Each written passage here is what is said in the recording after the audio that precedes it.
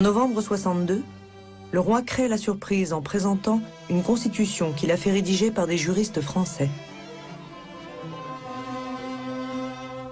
Derrière la façade respectable d'un texte inspiré par la Ve République, c'est une constitution de droit divin. Les Marocains sont appelés aux urnes, mais le roi détient le pouvoir de faire et de défaire les gouvernements, de décréter l'état d'exception et de dissoudre le Parlement.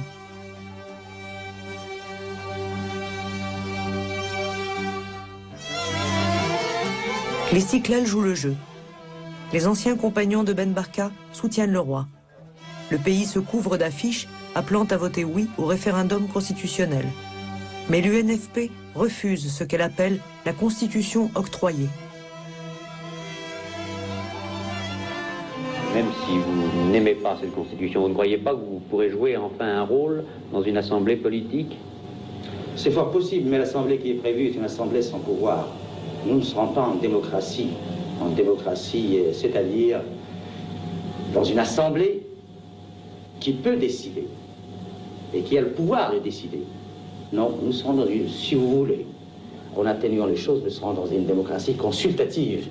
Cependant, le fait même que vous existiez ne prouve-t-il pas que le Maroc est une démocratie? Ça ne prouve pas que j'ai existé longtemps aussi. Rien ne le prouve.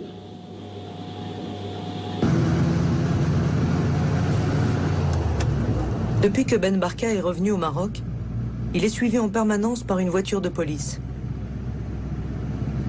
Le lendemain de l'appel au boycott, il prend la route pour une réunion à Casablanca. À 7 km de Bouznika, un long virage débouche sur un pont. La voiture qui l'a poussé vers le fossé s'est enfuie. Il a une cervicale brisée, mais il survit. Pendant plusieurs mois, il va porter une minerve autour du cou. Depuis que Hassan II a nommé Oufkir à la tête de la police et de la sûreté nationale, les routes sont dangereuses.